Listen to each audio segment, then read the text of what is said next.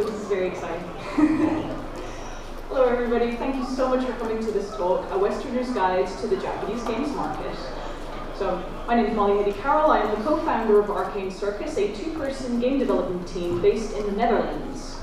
Our current games project is Kaijack Card Attack, a kaiju-themed digital card game for iOS, Android, and Switch, scheduled to release sometime end of this year, next year maybe. The game is also playable in the indie zone, so if any of you haven't played it yet, then please go past. Either I'll be there or my partner Eric, the co-founder of the company. Arcane Circus is a big believer in primary resources and experiencing subject matter firsthand when developing games.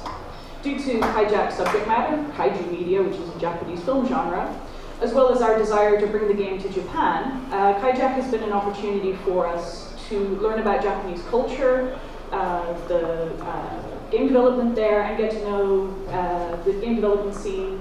We visited Japan several times last year, and today I'm going to share some of the things that we've learned at the beginning of our adventure into the Japanese market. Because why wouldn't you want to bring your game to the Japanese market with headlines like these? The Japanese mobile game market is one of the fastest growing markets in the world. Also, as Japan opens up more to the outside world, there's more of a desire for Western media. It's also a lot of developers' dream to release a game in Japan, one of the gaming capitals of the world. So here's how I'm going to help you today. After this introduction, I'm going to give a little bit of an overview of the mobile game development scene in Japan, as well as the mobile game landscape. Then I'm going to give you 5 tips for bringing your Western game to Japan, with some final thoughts at the end. Just a quick disclaimer, I do not know more than Japanese developers, or developers based in Japan. We wouldn't know anything if it wasn't for how open and kind and willing to share their knowledge, experience, and culture developers in Japan were with us. In fact, I know for a fact that there's people at this conference right now who know way more about how to bring your games to Japan, and you should reach out to those people, and you should speak with them. But what I hope to offer today is an outsider's perspective as they are trying to break into Japan. So let's get started. So Japanese mobile game companies tend to be no more than 10 years old. You have your big players like Cygames and Delightworks Inc. Their games are at the top of the charts. However, I wanted to take this platform today to highlight some of the smaller developers based in Japan. Like in the rest of the world, the mobile game, the audience that mobile games bring create a lot of opportunities for smaller developers, such as Arcane Circus, but also these Japanese developers. I highly encourage you to look into these developers if they interest you. I can't go into too much detail, unfortunately, but here we go. So first, there's Danwell. Obviously, everybody knows Danwell. There's also Million Onion Hotel, which got a little bit of attention in the West because Jim Sterling covered it on his YouTube channel. There's also the games by Gift 10 Industries. Shown here is Morse Karuta. These are extremely charming games. They're card and app hybrid games. They kind of remind me of Jackbox or maybe the early works of Adrien Dion. And there's also the very ambitious RPG Time by Deskfork Games. It's a company based in Osaka. This game is coming out this year, and I simply can't wait for this game. Now let's go over the mobile game landscape. Good news, it's much simpler than China. It's basically the same as you may be familiar with in the West. You have your Google Play in your iOS store. Though something important to know is that the iOS store has a lot more of a market share. In Japan, it's standard to have an iPhone as your phone and a MacBook as your computer. Apple rules that roost. Something for people who are into instant gaming, you should be familiar with this app, Line. It's extremely popular. It basically fulfills the same niche that WhatsApp does in the West, communications app. And last time we were there, we heard a lot about opportunities for instant gaming. So if that's your bag and you're interested in entering Japan, I highly recommend looking into opportunities with Line. When it comes to launching your game in Japan, really, honestly, you need to prepare like you would any other country. You need to contact the platform holders in order to get featured. You need to visit and showcase at developer events, and you need to reach out to the media and the content creators. It's just, you have to do that in Japan, which of course means there's maybe more barricades because the language barrier, maybe it's a culture you're not familiar with, but that doesn't make these things less important. You need to familiarize yourself with this landscape or bring a company or an individual in to do this for you. Now I'm going to give you 5 tips for bringing your Western game to Japan. Number 1, avoid the gaijin bubble. It can be pretty awkward trying to network and communicate with somebody who maybe doesn't speak the same language as you, maybe you don't share the same culture, but really a lot of people don't bother to make an effort to do that. So you will stand out if you try. In fact, our experience visiting Japan and speaking with the developers there is people were really excited to tell us about their culture and their experiences as developers.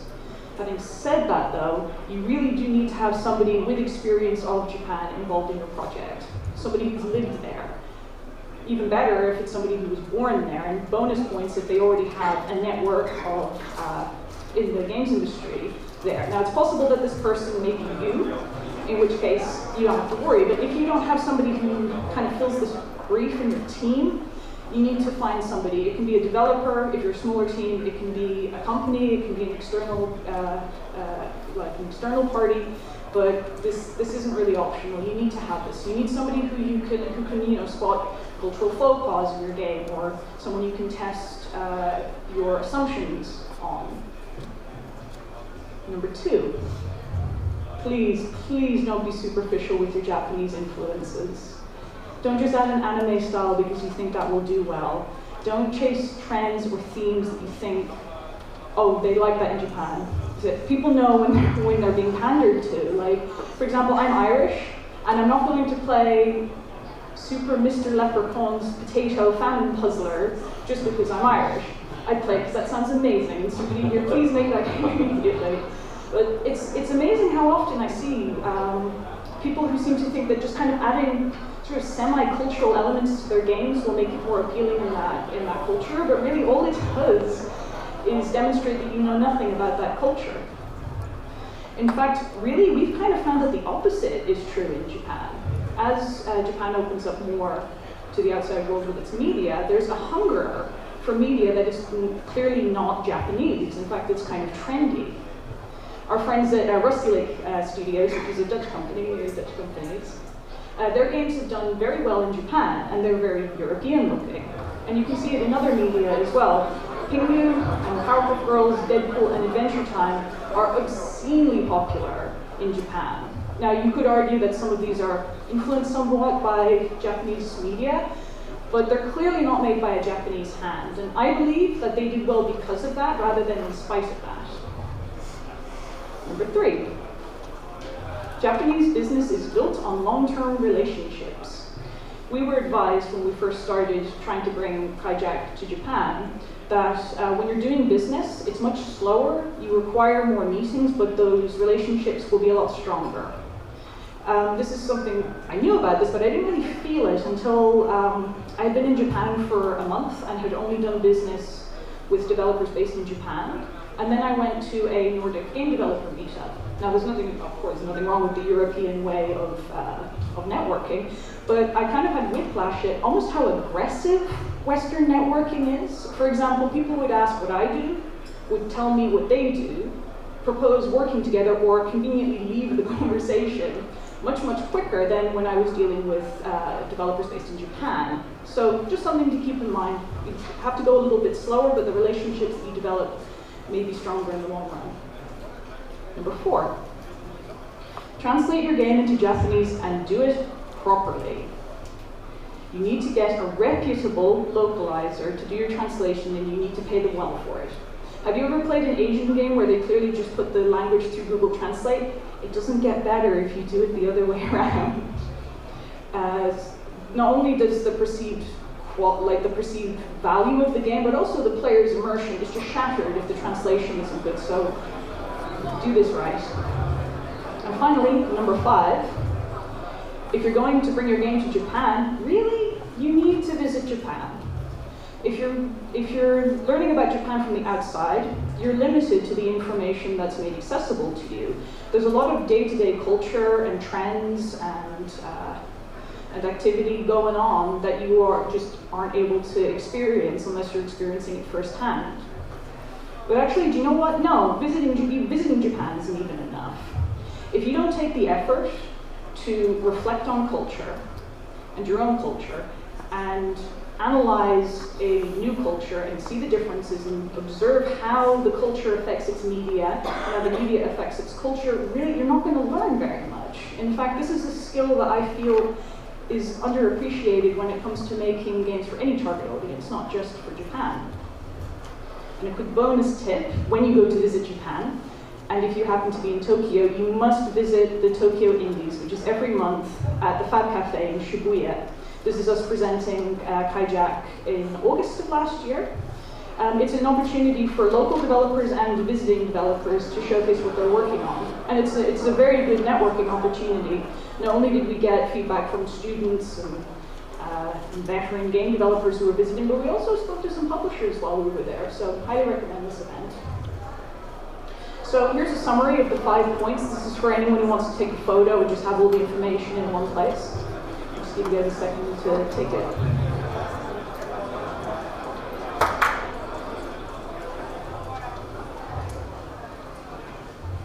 Okay. Yeah. All right. I need to move on, or I'm not going to be able to make my conclusion. 3, 2, 1. Conclusion. Relax. Japanese people are chill. The stereotype that in Japan it's very much about order and everything being done a very specific way, it's exaggerated. I was really worried about this the first time I visited Japan because I want to be polite and respectful. But really, people were unbelievably patient and very kind and sharing. And also in Japan, it's known that the culture is quite specific to that country, and people don't hold it against you that you may not necessarily understand how things go. One of the chill Japanese people that I spoke with last time I was in Japan was Yoshiro Kimura from Onion Games. We met for lunch and talked about the differences between being a developer in Europe and being a developer in Japan. And honestly, we were smitten by the similarities in our experiences making games, marketing games, and publishing games. Yoshiro-san talked about making games for the world. And I feel this is an important lesson to keep in mind when you're making a game for a culture you're perhaps less familiar with. I wanted to end my presentation with something he told me when we met for lunch. Make games for people. Culture, fashion, history, media, those are different per country, but you are still making games for people. Thank you very much for listening, and I hope you come past our booth in the arena, or in the indie zone.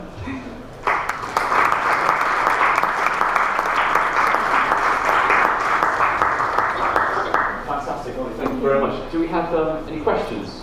We've got a couple of minutes to do that. If there's any questions from the crowd about for Arcane Circus and publishing in Japan.